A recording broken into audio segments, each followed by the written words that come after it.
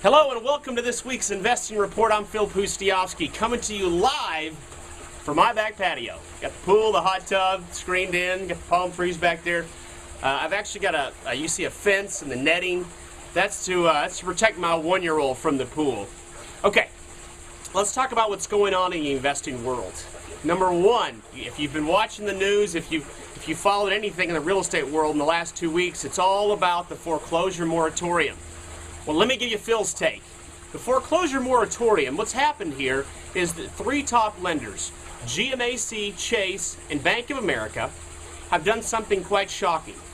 They have literally stopped all of the foreclosure proceedings across the country. That's a really big deal. Now, why have they done that? Apparently, there's going to be some investigations as to any shortcuts they may have done in the processing of foreclosure paperwork. Now, let's set that aside for a minute. Let's focus on how it impacts you as an investor. Well, number one, it means for the time being anyways, we don't know how long, there is no foreclosure proceedings for those three lenders, and they make up a large majority of all of the loans out there right now. So, if you are in the pre-foreclosure game at all, short sales, loan modifications, even if you just take over payments, any of those types of investing strategies are working better now than ever before because these banks, again, GMAC, Chase, and Bank of America, they are unable to foreclose right now on their in-default loans, which means that they would rather do a short sale or a loan modification. They'd rather get these properties into a different state besides just sitting in limbo. Does that make sense? Okay, so that's a good reason. Now, the second thing is if you're working on any short sales or loan mods, things like that, and you had a foreclosure date coming soon, well, you can breathe a sigh of relief. And, a lot of our students right now had that situation, so this has been kind of a nice little early Christmas present for them. Now they get the ability to stick the deal out a little bit longer and get it closed. So that's really good. If you're a homeowner right now and you're behind on payments, hey, I got a friend of mine who's in that situation. You know what? Get a couple weeks, maybe a couple months extra, free. We don't have to worry about making house payments because it's, the moratorium on foreclosures. So as an investor right now, it really is a good situation. Now, if you're doing the REO game, if you're doing the, once the property goes back to foreclosure game, in a couple of months, you're probably going to see where there's maybe a slowdown in the number of deals you're working on because these three lenders do make up a large majority of all the loans out there. But if you're in the pre-foreclosure game at all, short sales, loan mods, things of that nature, it's a great time to be investing. We've also been seeing, and this is number two, other thing we've been seeing out there right now is the buyers have been coming out of the woodwork again. We saw a slowdown in the number of buyers for a little bit there in August, September, and in a little bit in July, and now we're starting to see some more buyers. And here's the fruits of that. Jose's closing a deal up there in Chicago. It should be closing this week. Now, we tried to get Jose's deal closed about 2 weeks ago, and we had a little bit of a slowdown. The deal's going to make him a little over 80 grand, so he's had to kind of wait an extra 2 weeks. So, how hard is it to wait an extra 2 weeks for 80 grand, right? All right. So here's what happened. He bought the deal. It was a short sale. He bought the deal from the bank for $82,000. Did a great job of negotiating, and he's got a buyer at 170. Now the thing is he didn't do anything with the property. He didn't fix it up, nothing. So when he was reselling it, of course, the new buyer's underwriter said, well, how can this guy buy the property for 82 and then a week later sell it for 170 and not do anything to the property? So we've had to work with the underwriter and explain to them that he did a good job of negotiating with the distressed seller, things of that nature. So Jose's scheduled to close by the end of this week, make 80K. Congratulations, Jose in Chicago. Way to go, man. We've got some other deals that have closed recently. Tom in Kansas, he closed the deal in Michigan, and that was a long-distance deal, made 8K. Good job, Tom. Michelle in Nashville's closed quite a few deals recently. Just a lot of stuff going on. Those come on the top of my head. Quite a few more deals have closed as well. Now I want to get this off my chest. This is number 3, okay? Now this is for people who are serious about making money in real estate.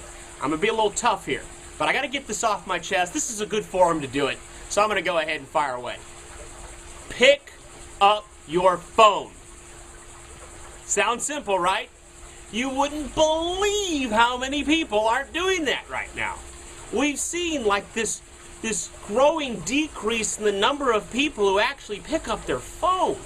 And I got to tell you, If you don't pick up your phone, you're going to miss opportunities. It's not if, it's when. Now, if you're already a gajillionaire and you already have all the money in the world, don't worry about picking up your phone. Now, I've got some friends who are also successful real estate people. They don't want to be doing what I'm doing, training and coaching and teaching others. They're just living the good life. You know, more power to them. You know, I really find, I have a lot of enjoyment out of doing this. But, they don't want to mess with that. So they've made all their money. They're happy. They don't pick up their phone. Cool. That's fine. But if you want to be successful and you're not there yet, you got to pick up your phone. Okay? Let me give you an example. We've got a student who's closing 2 deals the next week or two. His name's Warnie Shaw. He's out of Chattanooga. And I got a message from one of our coaches that he's got some deals closing. I took a look at his deals in ePartner, and I said, man, I need to give this guy a call, make sure he's got everything on track. So I gave him a call out of the blue. Okay, he didn't expect the call. He picked up his phone. And then I started talking to him about his deals. One thing led to another. That ended up being about a 1-hour conversation. 1 hour. It's totally unexpected. Why did he get that incredible opportunity? Because he picked up his phone. You got it. So he picked up his phone, and I walked him step by step through exactly what to do, how to handle the underwriter, what to do on each one of those deals, make sure both those deals close. Now, one's going to make about 8, one's going to make about 12, so together he's probably going to make about 20 on those 2 deals. Okay, not the 80 grand Jose in Chicago, but still 20K is 20K, as we say in Tennessee. Beats poke in the eye, right? So he was able to take advantage of an extra hour of coaching and training from me that most people don't get because he picked up his phone. See, what happened was, in any situation in life, if you've got a great opportunity, it doesn't usually come with the trumpets blaring and, someone knocking your door down and waiting around for you. No. Opportunity comes subtle. It's a simple phone call. It's usually something simple. And if you're smart enough to take advantage of that, if you're smart enough to pick up that phone call, you can make a lot more money in life. I can give you example after example after example of situations where people who have picked up their phone have just made more money. I personally let me give you some tools now. Now that I've told you to pick up your phone, let me give you some specifics. Okay, first of all, me, unless I'm on a video like this or I'm on an airplane, I'm usually picking up my phone. And then the other rare instances I'm on the other line. And if you've ever been on the phone with me, I usually beep over to get it. I pick up my phone, okay? But you may be in a different situation.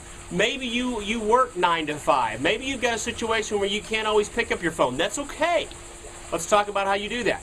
Now, what some business people do, and I respect this strategy, is when they say, they leave on their voicemail, I return calls between 11 a.m. and 12 p.m. and again from 3 p.m. to 4 p.m. daily.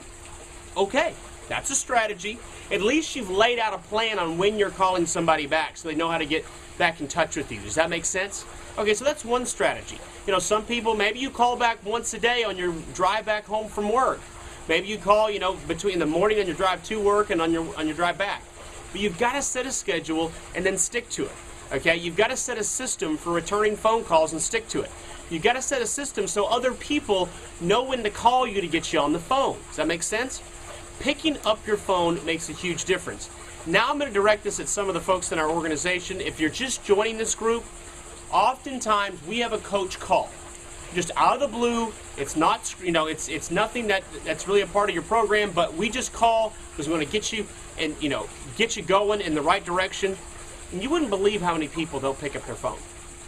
These are coaches that are making a ton of money and can be the key to unlock your financial success. And there are people that are not picking up their phone. I'm talking 4 or 5 phone calls during a period of time where someone said they'd be available.